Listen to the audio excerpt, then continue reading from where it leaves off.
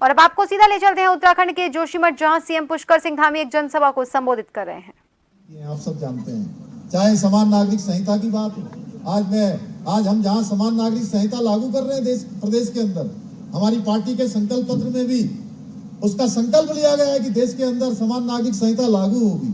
एक तरफ हम कह रहे हैं सबके लिए समान कानून होना चाहिए, हमारी महिलाओं के उत्थान होना चाहिए, उनकी सुरक्षा होनी चाहिए, उनकी समृद्धि होनी चाहिए।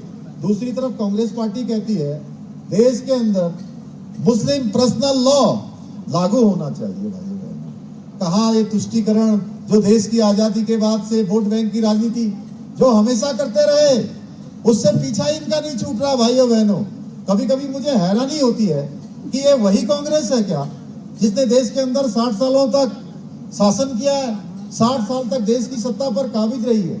आखिर क्या हो गया है?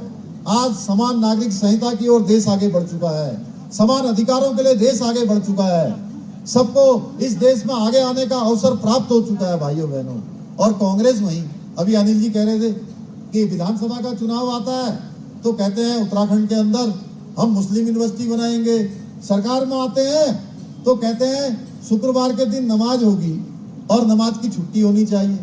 हम अतिक्रमण हटाते हैं तो हमसे कहते हैं ये धर्म की बात कर रहे हैं। अरे भाई, अगर प्रदेश के अंदर, देश के अंदर समान नागरिक संहिता लागू करना क्या अधर्म है क्या?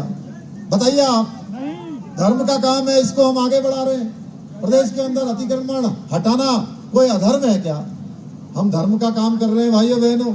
हम लैंड जिहाद के खिलाफ कार्रवाई कर रहे हैं, हम लव जिहाद के खिलाफ कार्रवाई कर रहे हैं, हम धर्मांतरण न हो इसके लिए कठोर कानून ला रहे हैं, हम दंगा न हो प्रदेश के अंदर, हम दंगा रोधी कानून ला रहे हैं, महिलाओं को हम 30% का आरक्षण दे रहे हैं। इनके पास कोई मुद्दे नहीं है, कोई मुद्दे नहीं है इनके पास।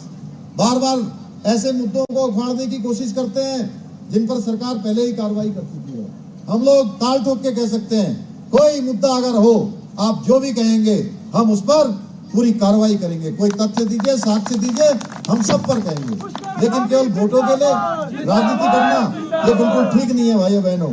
हमने हमारी मातृशक्ति को 30% का क्षैतिज आरक्षण यहाँ की सभी सरकारी नौकरियों में दिया है भाइयों बहनों। ये सारे कानून आज हम प्रदेश के हित में ला रहे हैं।